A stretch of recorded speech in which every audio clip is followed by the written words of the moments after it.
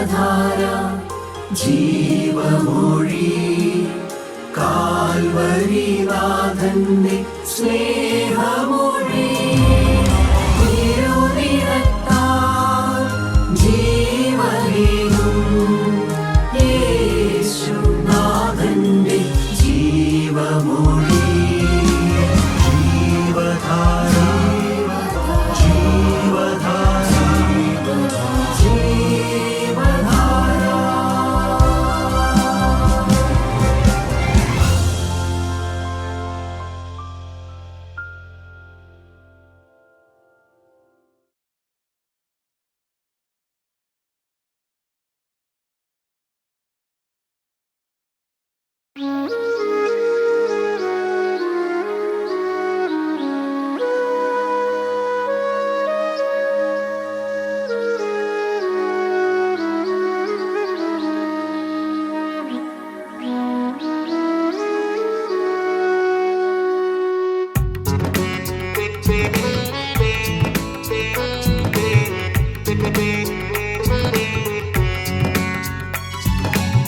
നവയെരൂശലേം പുരിയൻ മഹത്വത്തിൽ നിരന്തര പാർപ്പിടമേ. നവയെരൂശലേം പുരിയൻ മഹത്വത്തിൽ നിരന്തര പാർപ്പിടമേ. നവനവരത്നങ്ങൾ അലങ്കരിച്ച വർണ്യമ സൗധമദാതയാലും ദൈവകുഞ്ഞാടനിൻ വിളക്കാകയാൽ പ്രജ്വല ദീപ്തി കൊണ്ടലങ്കൃതമാ. ദൈവകുഞ്ഞാടനിൻ വിളക്കാകയാൽ പ്രജ്വല ദീപ്തി കൊണ്ടലങ്കൃതമാ. നവയെരൂശലേം പുരിയൻ മഹത്വത്തിൽ നിരന്തര പാർപ്പിടമേ.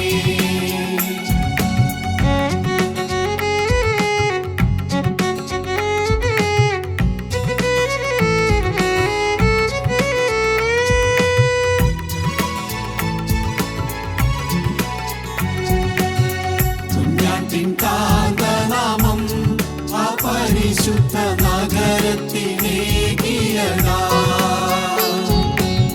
കുഞ്ഞാട്ടിൻ കാന്തനാമം അപരിശുദ്ധ നഗരത്തിനേകിയതാ. സ്ഫടികസ്ഫുടം പോൽ മിന്നി വിളങ്ങുന്ന സൂര്യകാന്തം സമമാ. അതിൻ തേജസ്സു ബഹുദൂരം പ്രജ്വലിക്കുന്നതു കാണുകിൽ രമണീയമാ. അതിൻ തേജസ്സു ബഹുദൂരം പ്രജ്വലിക്കുന്നതു കാണുകിൽ രമണീയമാ. നവയെരൂശലേം പുരിയൻ മഹത്വത്തിൽ നിരന്തര പാർപ്പിടമേ.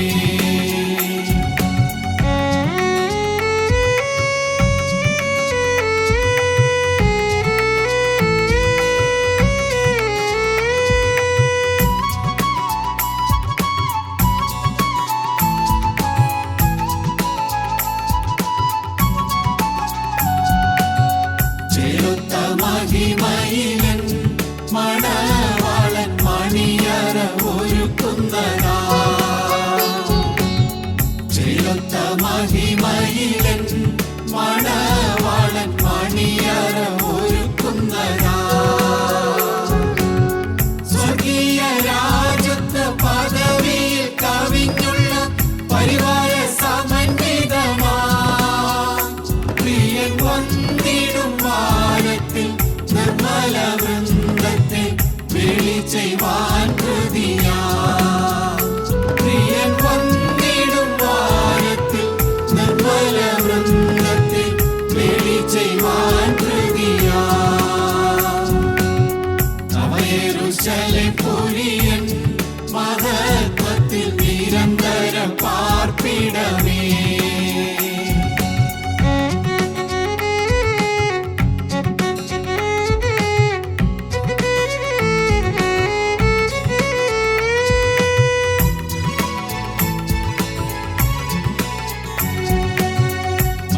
കണ്ടാലും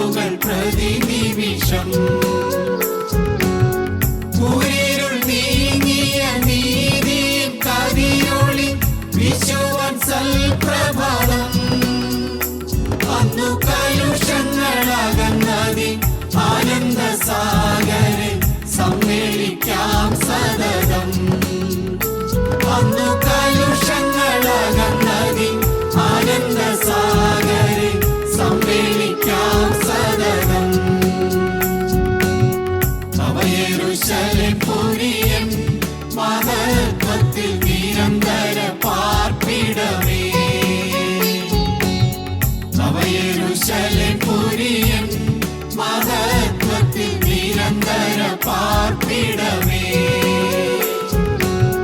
നവനവരത്നങ്ങൾ അലങ്കരിച്ച വന്യമം സൗധമതാകയാലും ദൈവകുഞ്ഞാടതിൻ വിളക്കാകയാൽ പ്രജ്വല ദീപ്തി കൊണ്ടലങ്കൃതമാ. ദൈവകുഞ്ഞാടതിൻ വിളക്കാകയാൽ പ്രജ്വല ദീപ്തി കൊണ്ടലങ്കൃതമാ. നവയെരൂശലേം പുരിയൻ മഹത്വത്തിൽ നിരന്തര പാർപ്പിടമേ. നവയെരൂശലേം പുരിയൻ മഹത്വത്തിൽ നിരന്തര പാർപ്പിടമേ.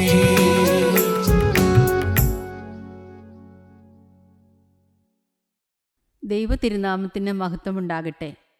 ഇന്ന് കർത്താവായ യേശുക്രിസ്തുവിൻ്റെ നാമത്തിൽ നിങ്ങളുടെ മുമ്പാകെ എഴുന്നേറ്റ് എൻ്റെ യേശുവിനെ സാക്ഷിപ്പാൻ എനിക്ക് ലഭിച്ച ഈ അവസരത്തിന് വേണ്ടി ഞാൻ ദൈവത്തെ സ്തുതിക്കുന്നു, സ്തോത്രം ചെയ്യുന്നു. ഇന്നത്തെ ഈ വചന ശുശ്രൂഷയ്ക്ക് ആധാരമായി നമുക്ക് എബ്രായർ 11-ാം അധ്യായം 31-ാം വാക്യം വായിക്കാം. വിശ്വാസത്താൽ രാഹാബ് എന്ന വേശ്യ ഒറ്റുകാരെ സമാധാനത്തോടെ കൈക്കൊണ്ട് അവിശ്വാസികളോട് കൂടെ നശിക്കാതിരുന്നു. അവൾ ഒറ്റുകാരെ സമാധാനത്തോടെ കൈക്കൊണ്ടു എന്നാണ് നാം വായിക്കുന്നത്. എന്താണ് വിശ്വാസം? അത് എബ്രായർ ലേഖനം 11-ാം അധ്യായം 1-ാം വാക്യത്തിൽ ഇപ്രകാരം നാം വായിക്കുന്നുണ്ട്: വിശ്വാസം എന്നതോ ആശിക്കുന്നതിൻ്റെ ഉറപ്പും കാണാത്ത കാര്യങ്ങളുടെ നിശ്ചയവുമാകുന്നു. വിശ്വാസം എന്നതോ ആശിക്കുന്നതിൻ്റെ ഉറപ്പും കാണാത്ത കാര്യങ്ങളുടെ നിശ്ചയവുമാകുന്നു. വിശ്വാസം എങ്ങനെയാണ് ലഭിക്കുന്നത്? റോമർ 10:17 വാക്യം ഇപ്രകാരം പറയുന്നു: ആകയാൽ വിശ്വാസം കേൾവിയാലും കേൾവി ക്രിസ്തുവിൻ്റെ വചനത്താലും വരുന്നു. കേൾവിയാലാണ് വിശ്വാസം വരുന്നത്. അത് വിശ്വാസം കേൾവിയാൽ വരുന്നു. ആ കേൾവി ദൈവത്തിൻ്റെ വചനത്താലാണ് വരുന്നതെന്നാണ് നാം വായിക്കുന്നത്. ഈ രാഹാബ് എന്ന വേശ്യയെക്കുറിച്ച് നമുക്ക് വായിക്കണമെങ്കിൽ യോശുവയുടെ പുസ്തകം 2-ാം അധ്യായത്തിലേക്ക് നമുക്ക് വരാം. യോശുവയുടെ പുസ്തകം തുടങ്ങുന്നത് തന്നെ 1-ാം അധ്യായത്തിൽ മോശ മരിച്ചുവെന്നും മോശ മരിച്ചതിന് ശേഷം ഇസ്രായേൽ മക്കളെ കനാൻ ദേശത്തിലേക്ക് കൊണ്ടുപോകുന്നതും അവിടുത്തെ കനാൻ വാഗ്ദത്ത ദേശത്ത് ഭൂമി അവകാശമായി കൊടുക്കുന്നതെല്ലാം ചെയ്യുന്നത് യോശുവയാണ് ദൈവം ഭരമേൽപ്പിച്ചത്. വളരെ പ്രധാനപ്പെട്ട ശുശ്രൂഷ ഏൽക്കുമ്പോൾ ഭയത്തോടും വിറയലോടും നിൽക്കുന്ന യോശുവയെ കാണുമ്പോൾ ദൈവം ഈ യോശുവയെ ബലപ്പെടുത്തി പറയുന്നുണ്ട്: ഉറപ്പും ധൈര്യമുള്ളവനായിരിക്കുക. ഞാൻ മോശയോട് കൂടെ ഇരുന്നതുപോലെ തന്നെ നിന്നോട് കൂടെ ഇരിക്കും. നീ കാൽ വയ്ക്കുന്ന ദേശമെല്ലാം അവകാശമാക്കും. വചനം വിട്ട ഇടത്തോട്ടോ വലത്തോട്ടോ നീ മാറരുത്. അത് മാത്രം നീ ശ്രദ്ധിച്ചാൽ മതിയെന്ന് പറഞ്ഞ് യോശുവയെ ബലപ്പെടുത്തുകയും ശക്തീകരിക്കുകയും ചെയ്യുന്നു. അത് കഴിഞ്ഞ് നാം നോക്കുമ്പോൾ അറിയാം, ആ ജനവും യോശുവയോട് പറയുന്നുണ്ട്: നീ പറയുന്നതെല്ലാം ഞങ്ങൾ മോശയെ അനുസരിച്ചതുപോലെ തന്നെ നിന്നെയും അനുസരിക്കുമെന്ന് പറഞ്ഞ് എല്ലാ കൈത്താങ്ങലും കൊടുത്ത് യോശുവയെ മുമ്പോട്ട് നയിക്കുന്നതായിട്ട് നമുക്ക് കാണുവാനായിട്ട് സാധിക്കും. അവർ പ്രയാണം ചെയ്തു പോകുമ്പോൾ അവരുടെ വഴിയിൽ ഉള്ള വലിയൊരു കോട്ടയായിരുന്നു എരീഹോ കോട്ട. ആ എരീഹോ കോട്ട തകർക്കുന്നതിന് വേണ്ടി, ആ എരീഹോ കോട്ടയെ ഉറ്റുനോക്കുവാൻ വേണ്ടി യോശുവ 2 പേരെ അയക്കുന്നതായിട്ടാണ് നാം വായിക്കുന്നത്. യോശുവയുടെ പുസ്തകം 2-ാം അധ്യായം 1-ാം വാക്യം: അനന്തരം നൂന്റെ മകനായ യോശുവ രഹസ്യമായി ഉറ്റുനോക്കേണ്ടതിന് ശിത്തീമിൽ നിന്ന് 2 പേരെ അയച്ചു. നിങ്ങൾ പോയി ദേശവും എരിഹോ പട്ടണവും നോക്കി വരുവീനെന്ന് പറഞ്ഞു. അവർ പുറപ്പെട്ടു രാഹാബ് എന്നു പേരുള്ള ഒരു വേശ്യയുടെ വീട്ടിൽ ചെന്നു അവിടെ പാർത്തു. നാം വിചാരിക്കും ദൈവമാണ് അവരെ അയച്ചത്. അവൾ ചെന്ന് പാർക്കുന്നത് ഒരു സാധാരണ സ്ത്രീയുടെ അടുത്തല്ല, വളരെ മോശപ്പെട്ട ജീവിതം നയിക്കുന്ന ഒരു സ്ത്രീയുടെ അടുത്തേക്കാണ് അവർ ചെല്ലുന്നത്. ആ സ്ത്രീയാണ് അവർക്ക് അഭയം കൊടുക്കുന്നത്. നാം വേദപുസ്തകത്തിൽ വായിക്കുന്നു, രാഹാബ് അവരെ സമാധാനത്തോടെ കൈക്കൊണ്ടു എന്നാണ്. കാരണം എങ്ങനെ ഒരു സമാധാനത്തോടെ ശത്രുപക്ഷത്തുള്ള ഒറ്റുകാരെ കൈക്കൊള്ളുവാൻ സാധിക്കും? തുടർന്ന് നാം വായിക്കുന്നത്, എരിഹോ രാജാവ് ആളെ വയ്ക്കുന്നു, നിന്റെ അടുക്കൽ വന്നിരിക്കുന്ന ഒറ്റുകാരെ ഏൽപ്പിച്ചു തരിക, അവർ ദേശം ഒറ്റുനോക്കാൻ വന്നവരാണെന്നെല്ലാം പറയുമ്പോൾ നാം ചെയ്യുന്നത് എന്താണ്? അവൾ 2-ന്റെ 6-ാം വാക്യത്തിൽ പറയുന്നത് എന്താണ്? എന്നാൽ അവൾ അവരെ വീട്ടിൻ മുകളിൽ കൊണ്ടുപോയി അവിടെ അടുക്കി വെച്ചിരുന്ന ചണത്തണ്ടുകളുടെ ഇടയിൽ ഒളിപ്പിച്ചു വെച്ചു. രാജാവിൻ്റെ കൽപ്പനയൊന്നും ഭയപ്പെട്ടില്ല.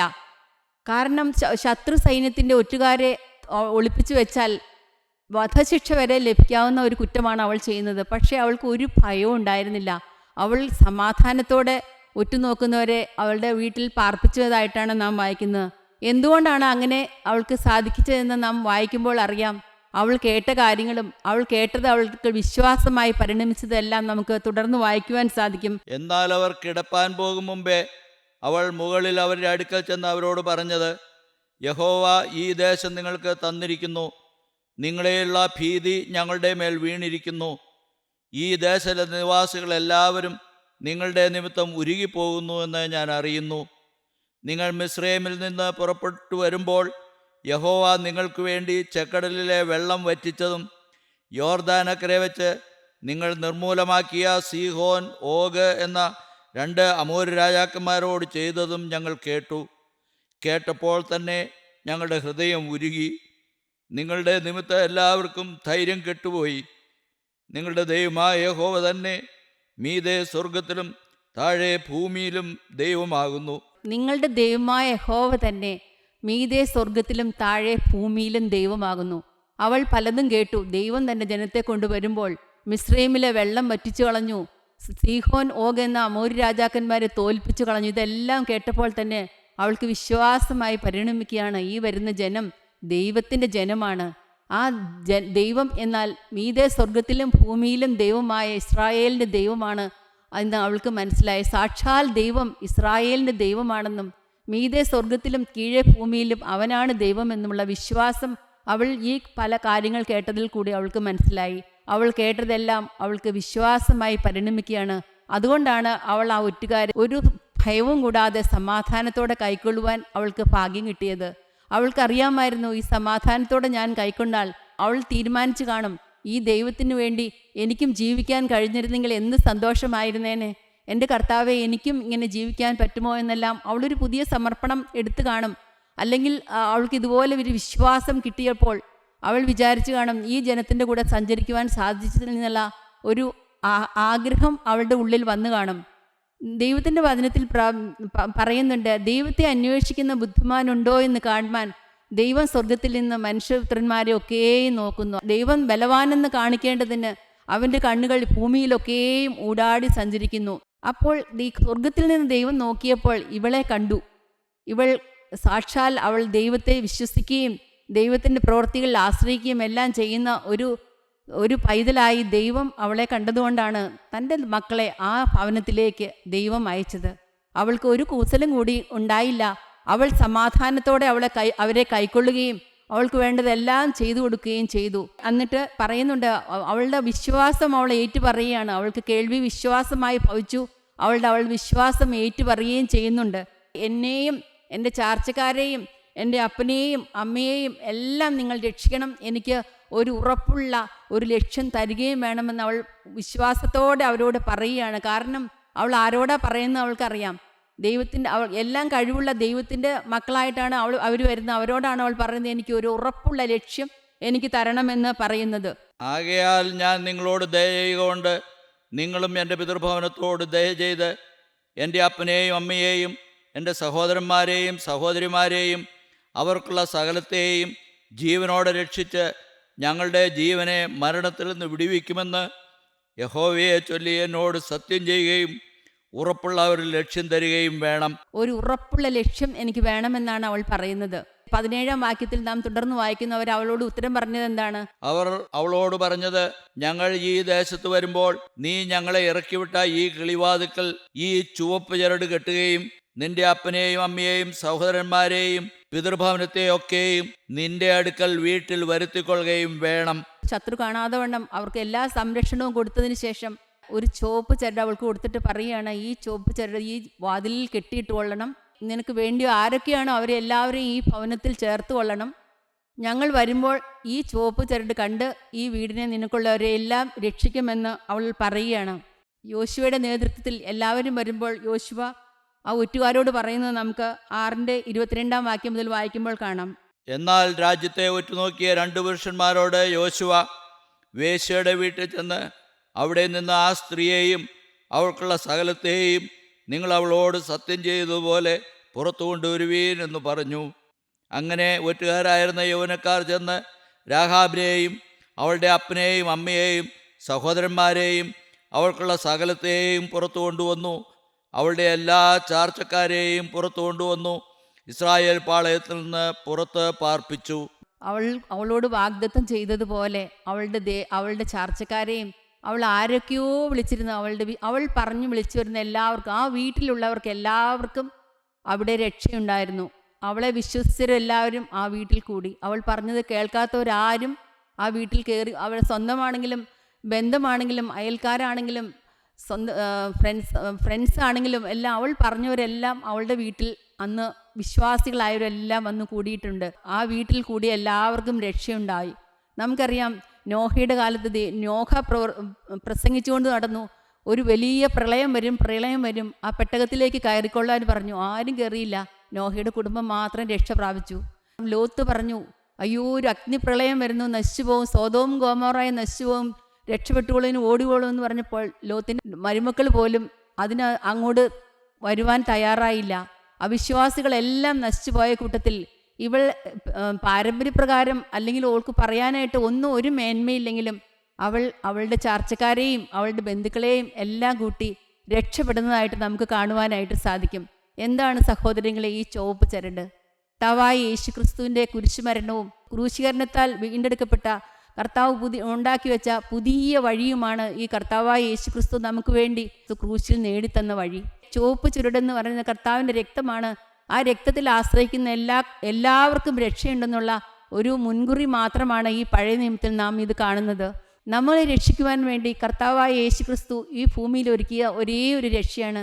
ആകാശത്തിന് കീഴിൽ നാം രക്ഷിക്കപ്പെടുവാൻ വേറെ ഒരു നാമവുമില്ല. കർത്താവായ യേശുക്രിസ്തു അല്ലാതെ വേറെ ഒരു നാമവുമില്ല എന്നാണ് നാം വാക്യത്തിൽ വായിക്കുന്നത്. നമുക്ക് പിതാവാം ദൈവം എല്ലാം ഒരുക്കി വന്നിട്ടുണ്ട്. നമ്മുടെ യാതൊരു നീതിപ്രവൃത്തികളോ ഒന്നും ആവശ്യമില്ല. വിശ്വാസത്താൽ നാം ഈ കർത്താവിൻ്റെ കുരിശിലേക്ക് നോക്കി രക്ഷപ്പെടുവാനുള്ള എല്ലാ സാധ്യതകളും ദൈവം നമുക്ക് തന്നിട്ടുണ്ട്. നാം വിശ്വാസിയാണോ എന്നുള്ളത് മാത്രമാണ് നമുക്ക് കാണുവാനായിട്ട് സാധിക്കുന്നത്. നമുക്കറിയാം, അവൾക്ക് കേട്ടതെല്ലാം അവൾ വിശ്വസിച്ചു, അവളൊരു സമർപ്പണം എടുത്തു, പിന്നെ എല്ലാം ഭാഗ്യമായിട്ടാണ് അവൾക്ക് വരുന്നത്. ഭാഗ്യം വെറുതെ വരികയില്ല. കാരണം നമുക്കറിയാം, അവളൊരു സമർപ്പണം എടുത്തതുകൊണ്ടാണ് അവൾക്ക് ബാക്കി എല്ലാ ഭാഗ്യങ്ങളും അവൾക്ക് ജീവിതത്തിലേക്ക് വന്നു കഴിഞ്ഞത്. മത്തായിയുടെ സുവിശേഷം 1-ാം അധ്യായം 5-ാം വാക്യം, ശൽമോൻ രാഹാബിൽ ബോവസിനെ ജനിപ്പിച്ചു. ബോവസിനെ പറ്റി നമുക്കറിയാം, ഒരു വീണ്ടെടുപ്പുകാരനാണ്. രൂത്തിന്റെ വീണ്ടെടുപ്പുകാരനാണ്. രൂത്തിനെ കുറിച്ച് വായിക്കുമ്പോൾ പറയുന്നുണ്ട്, ഭാഗ്യവശാൽ അവൾ ബോവസിന്റെ വയലിലായിരുന്നു കാല പെറുക്കുവാൻ പോയതെന്ന്. എന്തുകൊണ്ടാണ് ആ ഭാഗ്യം അങ്ങനെ വന്നത്? ഭാഗ്യം വെറുതെ വരികയില്ല. അതിനു മുമ്പ് അവരൊരു സമർപ്പണം എടുത്തു. യഹോവയായ ദൈവം, നിന്റെ ദൈവം എൻ്റെ ദൈവം, നിന്റെ ജനം എൻ്റെ ജനം, അങ്ങനെ ഒരു സമർപ്പണം എടുത്ത ഒരു സ്ത്രീ ആയിട്ടാണ് രൂത്ത് ആ വയൽ പ്രദേശത്തേക്ക് പോകുന്നത്. അവളുടെ സമർപ്പണത്തെ മാനിച്ച ദൈവം, അവളുടെ പ്രവൃത്തികളിലെല്ലാം അത് കാണുവാൻ സാധിക്കും. ബോവസ് അവളോട് സംസാരിക്കുമ്പോൾ പറയുന്നുണ്ട്, ഇസ്രായേലിൻ്റെ ചിറകിൻ കീഴിൽ ആശ്രയിച്ചു വന്ന നിനക്ക് പൂർണ്ണ പ്രതിഫലം തരുമാറാകട്ടെ എന്ന്. അവൾ അധികം ഒന്നും സംസാരിച്ചില്ലെങ്കിലും അവളുടെ വിശ്വാസമെല്ലാം കാണുവാൻ തക്കവണ്ണം എല്ലാം, അവളുടെ സ്നേഹവും അവളുടെ എളിമയും എല്ലാം ബോവസിന് കാണുവാൻ സാധിക്കുമായിരുന്നു. അവളുടെ സമർപ്പണം അവളുടെ ജീവിതത്തിൽ കൂടി ബോവസ് വായിച്ചറിഞ്ഞു. ഭാഗ്യം വെറുതെ വരികയില്ല. അതിനു മുമ്പ് വേണമോ വേണ്ടായോ എന്ന് തീരുമാനിക്കുന്നതെല്ലാം നമ്മുടെ സമർപ്പണത്തിലാണ്. ഈ ഒരു സെലക്ഷൻ നമുക്ക് ദൈവം ഒരു ഫ്രീ വിൽ നമ്മുടെ ഹൃദയത്തിൽ തന്നിട്ടുണ്ട്. അത് വേണമോ വേണ്ടയോ എന്ന്, യേശുവാണ് നമ്മുടെ ദൈവമെന്ന് വിശ്വസിക്കുകയോ വേണ്ടായോ എന്ന് തീരുമാനിക്കേണ്ട റെസ്പോൺസിബിലിറ്റി നമുക്കാണ് ഉള്ളത്. നാം തീരുമാനിക്കുകയാണെങ്കിൽ ബാക്കി എല്ലാ കൃപയും നമുക്ക് പിന്നാലെ വരുന്നതായിരിക്കും.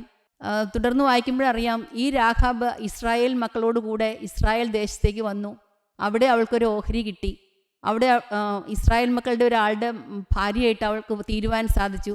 രാഹാബിൻ്റെ കുടുംബത്തിലേക്കാണ് ബോവസ് പിറന്നത്. ബോവസിൻ്റെ മണവാട്ടിയായിട്ടാണ് രൂത്തും ചെന്ന് ചേരുന്നത്. എന്ത് ഭാഗ്യമായി പോയി! ഭാഗ്യവശാൽ മോവാബ്യർ 10-ാം തലമുറ പോലും ദൈവത്തിൻ്റെ സന്നിധിയിലേക്ക് കടന്നു വരുവാൻ യോഗ്യതയില്ലാത്ത ഒരു സ്ത്രീയാണ് ദൈവത്തിൻ്റെ കൃപയാൽ കർത്താവിൻ്റെ ചിറകിൻ കീഴിൽ ആശ്രയിച്ച് വന്നതുകൊണ്ട് സ്ഥാനം പിടിച്ചത്. കർത്താവിൻ്റെ വംശാവലി പട്ടികയിൽ അവൾ സ്ഥാനം പിടിച്ചു. ദൈവത്തിന് സ്തോത്രം. വിശ്വാസമാണ് എല്ലാ കാര്യങ്ങൾക്കും. വിശ്വാസം കൂടാതെ നമുക്ക് ദൈവത്തെ പ്രസാദിപ്പിക്കുവാൻ കഴിയില്ല. നാം കേൾക്കുന്നതും കാണുന്നതും വിശ്വസിക്കണം. എന്നാൽ മാത്രമാണ് ദൈവം നമുക്ക് ഓരോ കാര്യങ്ങളും ചെയ്യുവാനും എല്ലാം നമ്മുടെ ജീവിതത്തിലേക്ക് കടന്നു വരുവാനും അത്ഭുതം നമ്മുടെ ജീവിതത്തിൽ പ്രവർത്തിക്കുവാനും സാധിക്കുകയുള്ളൂ. യെശയ്യാ പ്രവാചകന്റെ പുസ്തകം 57-ാം അധ്യായം അതിൻ്റെ 15-ാം വാക്യം ഇങ്ങനെയാണ് വായിക്കുന്നത്: ഉന്നതനും ഉയർന്നിരിക്കുന്നവനും ശ്വാസവാസിയും പരിശുദ്ധനെന്ന നാമമുള്ളവനുമായവൻ ഇപ്രകാരം അരുളി ചെയ്യുന്നു, ഞാൻ ഉന്നതനും പരിശുദ്ധനുമായി വസിക്കുന്നു. താഴ്മയുള്ളവരുടെ മനസ്സിനും മനസ്താപമുള്ളവരുടെ ഹൃദയത്തിനും ചൈതന്യം വരുത്തുവാൻ മനസ്താപവും മനോവിനയമുള്ളവരോടും കൂടെയും വസിക്കുന്നു. മനോവിനയമുള്ളവരോടുകൂടെ, മനസ്താപമുള്ളവരുടെ ഹൃദയത്തിന് ചൈതന്യം വരുത്തുവാൻ മനോവിനയമുള്ളവരോടുകൂടെ വസിക്കുന്നു. നാം ദൈവത്തിൻ്റെ മക്കളാണെങ്കിൽ ആ വിനയവും ആ സ്നേഹവും എല്ലാം നമുക്ക് കാണുവാനായിട്ട് സാധിക്കും. നാം രാഹാബിൻ്റെ കാര്യം നോക്കുകയാണെങ്കിൽ അറിയാം, രാഹാബ് പറയുന്നുണ്ട്, നിങ്ങളുടെ നിമിത്തം ഞങ്ങളുടെ എല്ലാവരും ഉരുകിപ്പോകുന്നുവെന്ന്. അത് തന്നെയാണ് അവർ യോശുവയോട് പറയുന്നത്. അവർക്ക് അവളോട് സംസാരിക്കുമ്പോൾ അവർക്ക് നല്ല വിശ്വാസമാണ്. ദൈവം നമ്മളെ അതിൽ നിന്നെല്ലാം രക്ഷിക്കും. നല്ല വിശ്വാസത്തോടു കൂടി ആ രാഹാബിൽ നിന്ന് കിട്ടിയ വിശ്വാസം പകർന്നു കിട്ടിയത് ഊർജത്തോടു കൂടിയാണ് ആ ഒറ്റുകാര് യോശുവയുടെ അടുത്തെന്ന് പറയുന്നത്. നമുക്കൊന്നും ഭയപ്പെടേണ്ട, അവർ നമ്മളെക്കുറിച്ച് അവൾ പറയുന്നത് പോലെ തന്നെയാണ്. അവളൊരു വേശ്യയായിരുന്നു, എന്നാൽ അവളുടെ ജീവിതത്തിൽ വന്ന വിശ്വാസം മറ്റുള്ളവരിലേക്കും വിശ്വാസം പ്രകടിപ്പിക്കുകയും അവർ നല്ല സന്തോഷത്തോടു കൂടി തിരിച്ചു വരികയും ചെയ്തു. നാം ഓർക്കണം, എൻ്റെ 15-ാമത്തെ വയസ്സിൽ കർത്താവായ യേശുക്രിസ്തുവിനെ രക്ഷിതാവായി സ്വീകരിക്കുവാൻ എനിക്ക് സാധിച്ചു.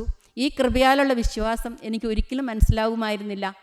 എന്തെങ്കിലും പ്രവർത്തിച്ച് ഉപവസിച്ച് പ്രാർത്ഥിച്ച് അല്ലെങ്കിൽ എന്തെങ്കിലും നന്മ പ്രവൃത്തിയെല്ലാം ചെയ്ത് നേടാവുന്ന ഒരു കാര്യമായിരുന്നെങ്കിൽ എളുപ്പമായിരുന്നല്ലോ എന്നെല്ലാം ഞാൻ ഓർത്തിട്ടുണ്ട്. ഈ ദൈവത്തിൻ്റെ വഴി അത്ര നല്ലതല്ല എന്നെല്ലാം ഞാൻ വിചാരിച്ചിട്ടുണ്ട്. പക്ഷേ കർത്താവ് എനിക്ക് മനസ്സിലാക്കി തന്നു, കർത്താവായ യേശുക്രിസ്തു ഈ ക്രൂശിൽ നമുക്ക് നേടിത്തന്ന വിജയത്തിൽ കൂടി മാത്രമേ, ഈ സ്നേഹത്തിൽ കൂടി മാത്രമേ ഈ മാനവജാതിയെ രക്ഷിക്കുവാനായിട്ട് ദൈവത്തിന് കഴിയുള്ളൂ. ഇതിലും നല്ല വഴി ഒന്നുമില്ല എന്നും രക്ഷ ദൈവത്തിൻ്റെ ദാനമാണെന്നും അത് യാതൊരു പ്രവൃത്തിയും അതിന് കാരണമല്ല എന്നും ഒരു ജഡവും പ്രശംസിക്കാതിരിക്കേണ്ടതിന് ഒരു പുണ്യപ്രവൃത്തിയും കാരണമല്ല എന്നാണ് നാം ദൈവത്തിൻ്റെ വചനത്തിൽ വായിക്കുന്നത്. സർവ്വമഹത്വവും ദൈവത്തിന്, കാരണം ദൈവത്തിൻ്റെ വചനം പറയുന്നു, എൻ്റെ മഹത്വം ഞാൻ ആർക്കും കൊടുക്കുകയില്ല. സർവ്വമഹത്വവും ദൈവത്തിനും അവൻ്റെ അറുക്കപ്പെട്ട കുഞ്ഞാടിനും മാത്രം കൊടുത്തുകൊണ്ട് ജീവിക്കുവാൻ രക്ഷ നമുക്ക് ദാനമായി തരുന്ന ഒരു കാര്യമാണെന്ന് സ്വർഗത്തിൽ എന്നും സാക്ഷിക്കുന്നു, നാം വായിക്കുന്നു. സ്വർഗത്തിൽ പറയുന്നുണ്ട്, രക്ഷ ദൈവത്തിൻ്റെ ദാനം എന്ന്. അവർ അവരുടെ കിരീടങ്ങളെല്ലാം താഴെയിട്ടുകൊണ്ട് ദൈവത്തെ ഘോഷിക്കുന്നതായിട്ട് നമുക്ക് കാണുവാൻ സാധിക്കും. ഈ ദാനമായി ലഭിക്കുന്ന രക്ഷ നമ്മൾ അനുഭവിച്ചുകൊണ്ട് നമ്മുടെ ഹൃദയത്തിൽ കാണുന്ന ദൈവത്തിൻ്റെ സ്നേഹം മറ്റുള്ളവരിലേക്ക് പകർന്നുകൊണ്ട്, ആകെ കർത്താവ് കൽപ്പിച്ച കൽപ്പന, നാം നമ്മുടെ സഹോദരങ്ങളെ സ്നേഹിക്കുകയും ഞാൻ നിങ്ങളെ സ്നേഹിച്ചതുപോലെ നിങ്ങൾ തമ്മിൽ സ്നേഹിക്കണമെന്ന ഒരു പുതിയ കൽപ്പന നമുക്ക് സാധിച്ചു തന്ന, നമുക്ക് കൽപ്പിച്ചു തന്ന കർത്താവിൻ്റെ വചനം പ്രമാണിച്ചുകൊണ്ട് നമ്മുടെ എളിമയും നമ്മുടെ സ്നേഹവും മറ്റുള്ളവരിലേക്ക് വർത്തിക്കൊണ്ട് ഈ സ്വർഗത്തിൽ നമുക്കും കുമ്പിട്ടുകൊണ്ട് ആരാധിക്കുന്ന ആ വിശുദ്ധന്മാരുടെ കൂട്ടത്തിൽ നിന്ന് ദൈവത്തെ സ്തുതിച്ച് ആരാധിച്ച് മഹത്വപ്പെടുത്തുവാൻ നമുക്കും ഭാഗ്യമുണ്ടാകട്ടെ എന്ന് ആശംസിച്ചുകൊണ്ട് ഞാൻ എൻ്റെ വചനത്തിൽ നിന്ന് വിരമിക്കുന്നു. ദൈവനാമം മഹത്വപ്പെടുമാറാകട്ടെ. ദൈവത്തിന് സ്തോത്രം.